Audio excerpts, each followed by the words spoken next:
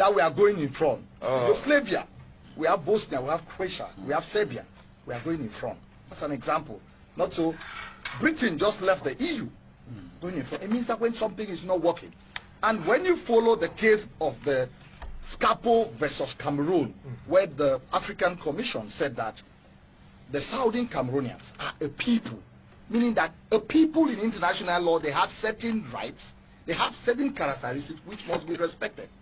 And let's not forget that the law makes provision for the right to self-determination. Self-determination could be internal or external. It is even in our OAU charter, which was changed to AU.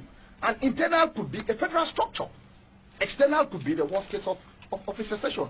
When we fear the taboo situation, if you look at the Ethiopian constitution, there's a right to secede in the Ethiopian constitution. We are not there in this country.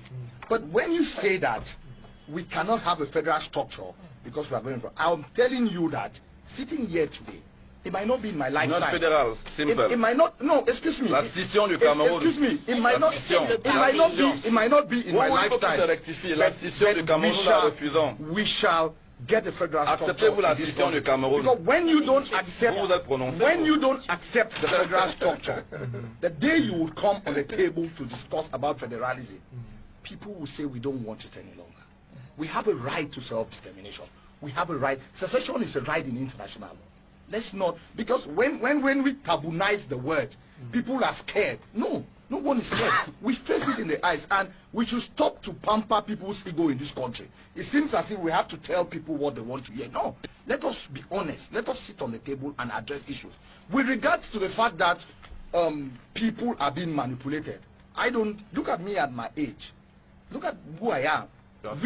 Really, who can really manipulate me?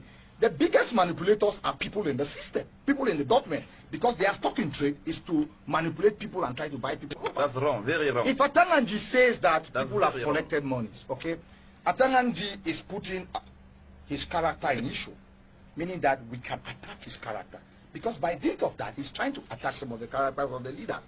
And Atanganji, with all respect, all of us know him in this country, he doesn't have a moral authority to say some of those things. Let's be honest. That is why he is a minister. We respect him for that. But in terms of giving lectures on morality, it flies in the face of logic. Okay? Nobody I know in the movement has received money from anybody. And because we don't face the arguments, I call it a loser's argument. When you cannot defend a position, you start looking. But that's it. That's what Conchu said. We are hoping that they should bring the evidence. When you don't have enough material to defend, you start saying that people are being manipulated. And that is why I said on this table that we have passed this time of the 60s and the 80s, where we always think that they are misguided people that are being influenced. They are not being influenced. Sit down on the table. Things have changed. Sit down on the table. Have a discussion with Anglophones in this country. Okay?